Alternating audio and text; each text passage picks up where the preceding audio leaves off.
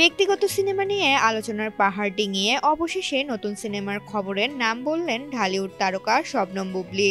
গত মার্চে সিয়ামের সঙ্গে জঙ্গলি সিনেমার পর দীর্ঘ ৮ মাস তাকে আর কোনো নতুন সিনেমার ঘোষণা দিতে দেখা যায়নি। তবে এবার ভক্তদের অপেক্ষার অবসান ঘটিয়ে জানা গেল বুবলী আসছে ঢাকাইয়া দেবদাস নিয়ে। এই সিনেমায় তার সঙ্গে জুটি বাঁধবেন অভিনেতা আদর আজাদ। জাহিদ হোসেন পরিচালিত এই ছবিতে আদর ব্যর্থ প্রেমিকের চরিত্র এবং বুবলী প্রেমিকার ভূমিকায় অভিনয় করবেন। গত শুক্রবার সিনেমাটির আনুষ্ঠানিক ঘোষণা দেওয়া হয়। সেখানে বুবলী হাজির হয়ে জানান, সিনেমাটির নাম থেকেই গল্পের একটি ধারণা পাওয়া যায়। তার বিশ্বাস, অ্যাকশন ছবির ভিড়ে প্রেম ও বিরহের এই গল্পটি দর্শকের ভালো লাগবে। এরই মধ্যে সিনেমার শুটিং কার্যক্রম শুরু হয়েছে। নির্মাতা জাহিদ হোসেনের আশা, এই সিনেমায় বুবলী ও আদরের রসায়ন আগের চেয়েও বেশি গভীর হবে। উল্লেখ্য, এর আগে তালাশ, লোকাল, পিনিক ও খেলা হবে সিনেমায় এই জুটিকে একসঙ্গে দেখা গেছে। জঙ্গলি ঝড়ের পর যুক্তরাষ্ট্রে শাকিব খানের সঙ্গে দারুণ সময় কাটিয়ে সম্প্রতি দেশে ফেরেন বুবলী। এরপরই নতুন সিনেমার এই ঘোষণা এলো।